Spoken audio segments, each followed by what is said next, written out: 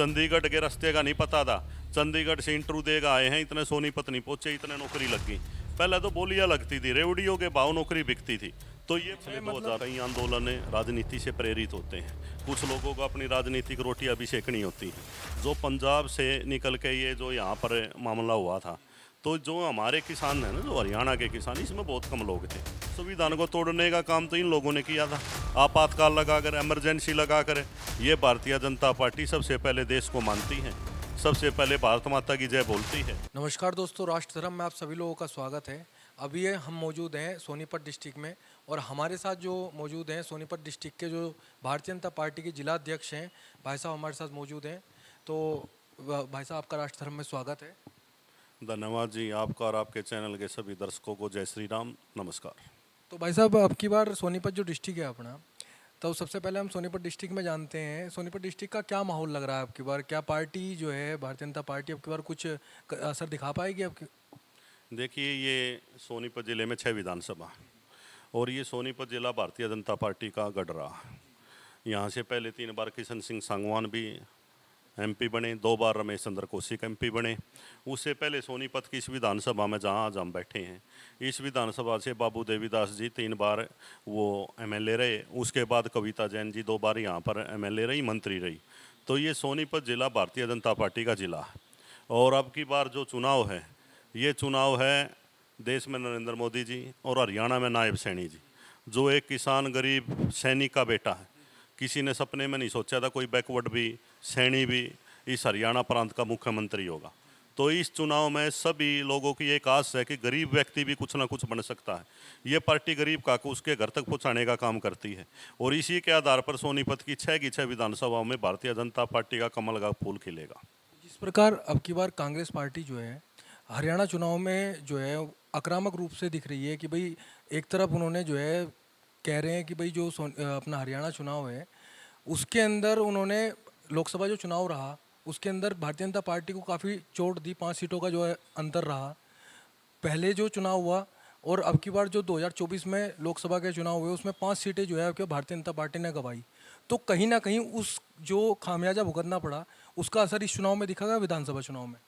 देखिए, जो पिछला लोकसभा का चुनाव था, कांग्रेस ने झूठ बोलकर लोगों को बरगलाने का काम किया था, और अभी 2 महीने का ही अंतराल हुआ है, लोगों की समझ में सारी बातें आ चुकी हैं।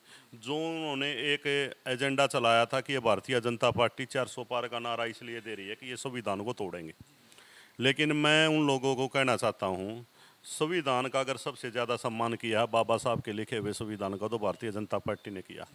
बाबा साहब को भारत रत्न देने का काम किया है तो भारतीय जनता पार्टी ने किया है। और जब हमारी सरकार बनी तीसरी बार नरेंद्र मोदी जी ने, तो जब पार्लियामेंट में गए तो सबसे पहले संविधान को माथे से लगाकर चूमा था। ये संविधान की पूजा करने वाली पार्टी है।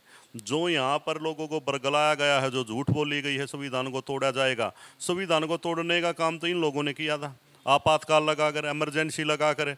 ये भारतीय जनता पार्टी सबसे पहले देश को मानती है, सबसे पहले भारत माता की जय बोलती है। तो आप लोगों की समझ में आ चुका है। और हरियाणा में देखिए, ऐसा मुख्यमंत्री, आप उसका हाथ पकड़ लो, कुर्ता पकड़ लो, 24 घंटे कबीर कुटीर के दरवाजे खुले रहे हैं। और जो मनोहर लाल जी की सरकार ने 9.5 साल काम किया, बगैर पर्ची के, बगैर खर्ची के, भाई भतीजावाद छोड़कर, वह भ्रष्टाचार भूख से भारतीय जनता पार्टी की लड़ाई है। तो लोगों के दिमाग में देश में नरेंद्र मोदी जी और हरियाणा में नायब सैनी जी का चेहरा है। अच्छा भाई साहब, जैसे आपने पर्ची और खर्ची का जिक्र करा, हम काफ़ी विधानसभाओं में जा रहे हैं, चुनावी यात्रा कर रहे हैं, तो उस बीच में हमें ये खर्ची और पर्ची बड़ी चर्चित मिलाई थी। सब जहाँ पे भी जाएंगे तो वहाँ पर यही सुनने में आता है कि पहली जो कांग्रेस की सरकार थी उसके अंदर खर्ची और पर्ची चला करती थी। क्या इस दावे में सच्चाई है? देखिए, ऐसे परिवारों के बच्चे लगे हैं जिन्होंने चंडीगढ़ के रास्ते का भी नहीं पता था। पहले कांग्रेस के राज में लिस्टें बनती थी, भाई ये कांग्रेस के बड़े नेता की लिस्ट है, ये उसके बेटे की लिस्ट है, ये उसकी माँ की लिस्ट है, ये मंत्री की लिस्ट है, ये इस अधिकारी की लिस्ट है, और बोलियाँ लग जाती थी। हल्के में, गांव में, ज़िले में, हरियाणा में ऐसे लोग घूमते थे जो कहते थे मैं ये एचसीएस की नौकरी दिलवा दूंगा, मैं एचपीएस लगवा दूंगा।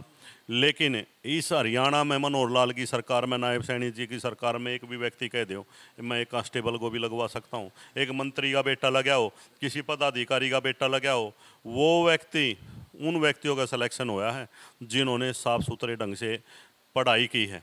और जो अपनी पढ़ाई में मेरिट पे हैं वो लोग लगे हैं। और ऐसे उदाहरण में आपको हज़ारों उदाहरण हैं, HCS अधिकारी ऐसे व्यक्ति लगे हैं जिनके घर में कोई कांस्टेबल भी नहीं लग रहा था, चंडीगढ़ के रास्ते का नहीं पता था, चंडीगढ़ से इंटरव्यू देगा आए हैं, इतने सोनीपत नहीं पहुंचे, इतने नौकरी लग गई। पहले तो बोलियां लगती थी, रेवड़ियों के भाव नौकरी बिकती थी। तो ये मैं मतलब कहीं ना कहीं ये चीज़ें भी सुनाई दी कि अगर किसी की नेता की लड़की की शादी है, लड़के की शादी है, तो दहेज में भी जो है नौकरियां दी जाती थी। बिल्कुल, ये बात बिल्कुल आपकी सत्य है। पहले ये हो जाता था भाई HCS इसको लगवाना, रिश्ता हम कराएंगे। तो ये जो चीज़ है ना, ये भारतीय जनता पार्टी ने ख़त्म की है, ये बहुत बड़ी बात है। ये पर्ची खर्ची की जो चीज़ को ख़त्म करना, इसमें ना बहुत मनोहर लाल जी की और भारतीय जनता पार्टी के नायब सैनी जी की एक तपस्या है। कौन नहीं चाहता मेरे पार्टी का आदमी लगे, कौन नहीं चाहता मेरे परिवार का लगे, कौन नहीं चाहता भाई मेरे पास लोग पर्ची ले गाँव और मैं उनको नौकरी लगाऊँ। लेकिन ये बहुत बड़ी बात है, ये उदाहरण पेश किया है भारतीय जनता पार्टी ने। तो थोड़ा किसानों के मुद्दे पर बात करेंगे। हरियाणा जो है किसानों की भूमि कहा जाता है, तो किसान जो है अब की बार विपक्ष के द्वारा आरोप लगाया जा रहा है कि किसान जो है भारतीय जनता पार्टी ने पिछले 10 साल के अंदर किसानों के लिए कुछ नहीं किया। जबकि किसानों के मुद्दे पर आप क्या कहना चाहेंगे? भारतीय जनता पार्टी को कुछ काम बताइए जो किसानों के हक में इस पार्टी ने पिछले 10 साल में किए हों। देखिए, किसान हमारे लिए देवता है, हम सबसे ज़्यादा सम्मान किसान का करते हैं। किसान ही एक ऐसा, देखो, जो 24 घंटे मेहनत से फसल उगाता है, किसी भी मौसम में, गर्मी में, सर्दी में, बारिश में 24 घंटे अपने खेत में रहता है, तो उसका सम्मान करना हमारा काम है। और भारतीय जनता पार्टी ने किसानों के लिए, देखिए, अभी भी हमारे हरियाणा में जितनी भी फसल है 24 फसलों पर MSP देने का काम किया तो हरियाणा सरकार ने किया है। पहला ऐसा राज्य है जहां पर किसानों को MSP पर सारी फसलें खरीदी जाएंगी। और आप देख लीजिए, किसानों के जो हर महीने, हर साल जो पर एकड़ 6,000 रुपये का, करोड़ों रुपए, कई हजार करोड़ रुपए देश में प्रधानमंत्री जी ने एक बटन से किसानों के खाते में भेजने का काम किया है। तो ये इतनी बड़ी बात कोई पहले सोचता था? एक बटन दबाएगा और यहाँ किसानों के खाते में पैसे आएंगे। तो ये भारतीय जनता पार्टी ने किया है। भारतीय जनता पार्टी सबसे ज़्यादा सम्मान किसानों और सैनिकों का करती है, और किसान हमारे लिए देवता है। किसान सारे देश का पेट भरता है। और जो ये किसान आंदोलन जो चल रहा है, हरियाणा और पंजाब का जो किसान जो है दिल्ली को जाम कर देते हैं, तो ये क्या है फिर? देखिए, कई बार ना क्या होता है, कई आंदोलन राजनीति से प्रेरित होते हैं। कुछ लोगों को अपनी राजनीतिक रोटी अभी सेकनी होती है। जो पंजाब से निकल के ये जो यहाँ पर मामला हुआ था, तो जो हमारे किसान हैं ना, जो हरियाणा के किसान, इसमें बहुत कम लोग थे। ये पंजाब से कुछ एक फंडिंग होकर और मॉडिफाई करके जो काम किया जाता ना, वो चीज़ें थी। और फिर भी जो बात थी किसानों की, कानूनों की बात है, प्रधानमंत्री जी ने जब ये कहा भाई हम किसान को फ़ायदा देना चाह रहे, किसान नहीं चाह रहे, उनको वापस ले लिया गया उन कानूनों को। वो इसीलिए लिया ना, किसान के सम्मान के लिए। तो किसान के प्रधानमंत्री जी की सोच है किसानों के प्रति। हरियाणा के मुख्यमंत्री नायब सैनी जी 24 घंटे किसानों के भले के लिए सोचते हैं। कुछ युवाओं के मुद्दे पर बात करेंगे। जैसे अभी जो है कांग्रेस पार्टी के द्वारा विनेश फोगाट को और बजरंग पुनिया को जो है टिकट दिया गया है, और उसको जो है कहा गया, विनेश फोगाट के द्वारा कहा गया है जो कांग्रेस पार्टी है वो महिला सम्मान सर्वश्रेष्ठ करती है, सबसे पहला महिला सम्मान जो है कांग्रेस पार्टी में है, तो इस वजह से जो है मैं टिकट लेकर के चुनाव लड़ूंगी कांग्रेस पार्टी की तरफ से। तो आपको लगता है कि मतलब इस मामले में आप क्या कहना चाहेंगे? जो ये खिलाड़ियों को जो है अब की बार टिकट दिए गए हैं, तो ये जो है युवाओं से जोड़ा जा रहा है कि भाई युवाओं को जो है हम आगे लेकर के आ रहे हैं, खिलाड़ियों को हम आगे लेकर के आ रहे हैं, महिलाओं का सम्मान कर रहे हैं, कांग्रेस पार्टी के द्वारा दावे ठोके जा रहे हैं। देखिए, ये भारतीय जनता पार्टी की सरकार महिलाओं का बहुत सम्मान करती है। आप देख लीजिए, 33% रिजर्वेशन महिलाओं को दी है, तो वो भारतीय जनता पार्टी ने दी है। और हरियाणा में भी 50% रिजर्वेशन दी है, जहाँ पर महिलाएं चुनाव लड़ेंगी। पंचायतों में भी दी है, नगर पालिकाओं में दी है, नगर परिषद में दी है, नगर निगम में दी है, तो ये बीजेपी ने दी है। अच्छा, खिलाड़ियों की बात आती है तो देखिए हम खुद बताएं, खिलाड़ियों को जब पहले सम्मान की बात आती है तो खिलाड़ी पहले भी जीतते थे, स्वर्ण पदक जीतते थे। देखिए खिलाड़ी जो है वो देश के लिए लड़ता है, किसी पार्टी के लिए पहली बात तो नहीं खेल खेलता। और जब खिलाड़ी जीत करके आता था तो शायद ही किसी सरकार के द्वारा उनको सम्मान दिया जाता होगा, जिस प्रकार हमने पिछले 10 साल में देखा कि प्रधानमंत्री जी के द्वारा उनको बुलाया जाता है।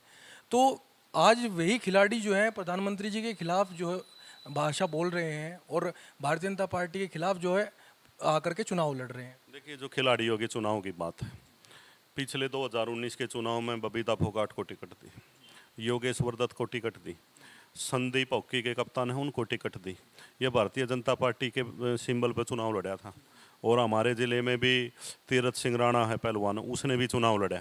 और अब की बार भी दीपक हुड्डा को मैम से टिकट दी है, जो भारतीय का कबड्डी का कप्तान है।